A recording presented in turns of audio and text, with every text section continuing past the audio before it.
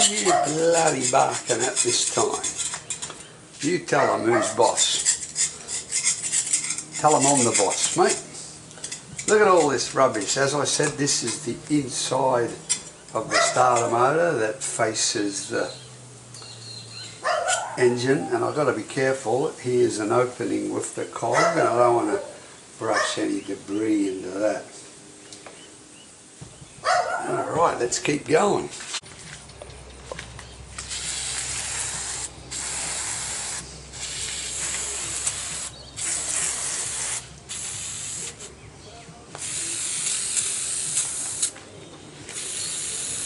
What the hell was that shit coming off?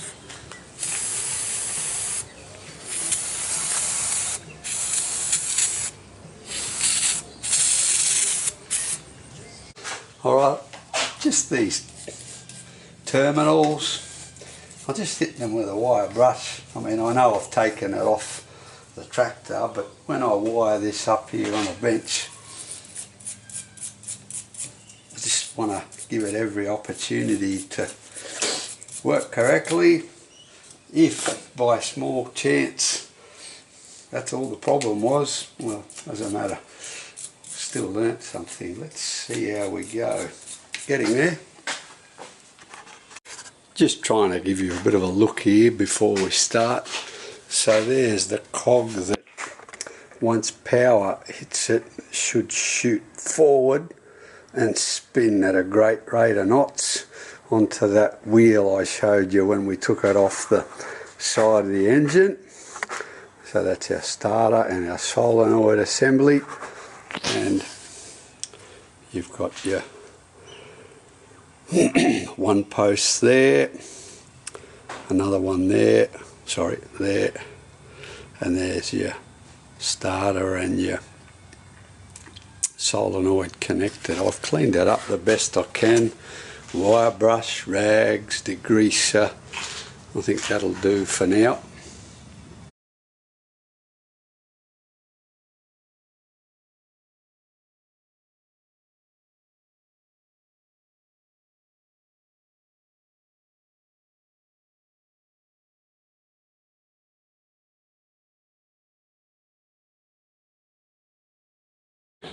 Remember, I said there was only 2 bolts that held it onto the side of the engine.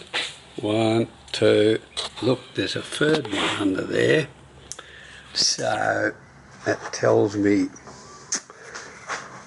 maybe someone before me and my father owned it, swapped it out and didn't bother with the third hole. Let's have a look at the actual engine. So there's the bolt I put back in, and another one at the bottom, and there's number 3 there. I just didn't notice it before. So I'm going to have to, I don't think I've got a bolt like that. It might be a trip to Bolt Masters, and I wonder why it was not there. It's either fallen out or someone in the past found it too difficult to put her in.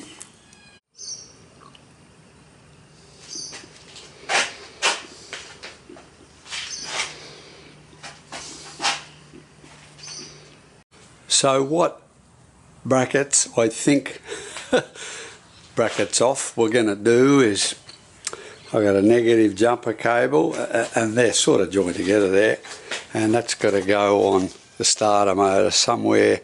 I've just got it on this solid metal bit here where the bolt holes are, and then we're going to connect our positive here, and it's going to go on to the, I'm looking at my diagram here, the that one, I think. We'll see what happens. If sparks fly, I got it wrong. And then I'm going to use this little alligator clip cable, and that's going to go from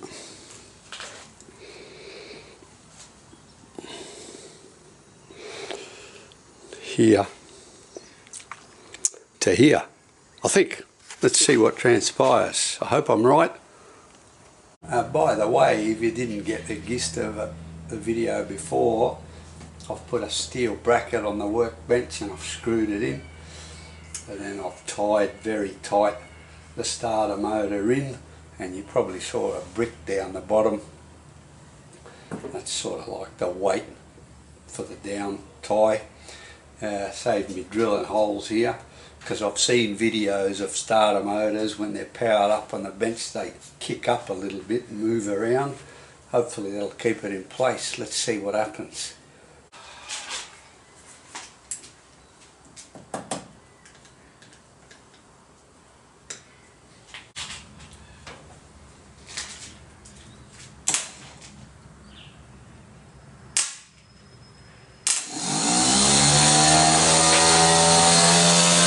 Okay, you can see it hasn't gone forward, so that's the problem.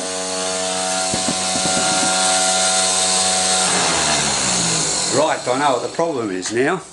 So I don't know if you followed what happened then. Yes, correct, we had power and this started spinning and you saw there's a lot of speed to it, but what it's supposed to do is come forward and engage the wheel on the engine and grab it and start the motor over. So some of you probably already know the answer. I don't. We've got to investigate why that wheel is not moving forward. Let's move on. So I don't know if you saw the connection, but it was basically positive and negative from the battery. So we had our positive here onto that post of the solenoid. Our negative, I told you, is on the other side. And what got us to get it moving was I just had this little jumper cable going, connecting to there, and then you saw where I put it onto there. Okay, so I'm determined to see what's going on here. Why won't that move forward? Alright, the power's disconnected, so don't panic.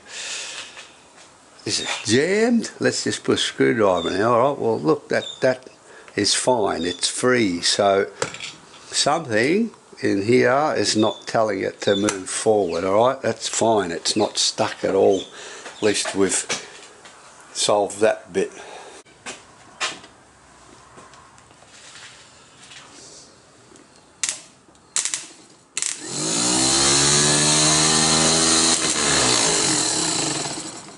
Okay, with the same setup as before, this alligator clip I'm taking around the back to that little spade connector. It's hard to see from here, and I'm following some other YouTube clip I've seen that says the pinion here should move forward without rotating. This is like a solenoid check. Let's see what happens.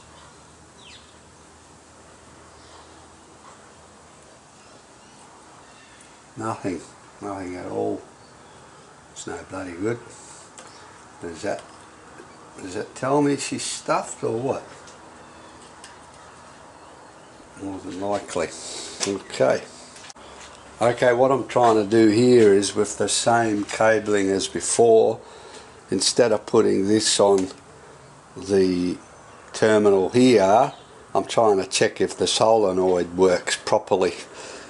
And I'm only copying what I've seen on another video, but I'm told to connect it to the little spade connector right around here. I'm sorry you can't see it. I mentioned that spade connector earlier on in the video.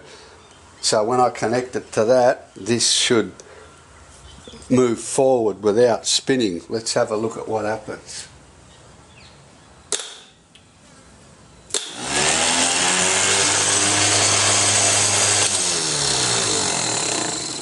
Well, just to confuse me, it moved forward. I don't know. Where to from here? Let's have a look. So, what you just saw was the first time connector I put on was to that, and I'm looking at my diagram. I don't think there's anything connected to that at the start anyway. Your power cable and a couple of others went onto here. I might be wrong, but I'm looking at my whiteboard diagram as I speak. The second connection you saw that I put it on was this little one. and that's when the pinion moved forward and spun.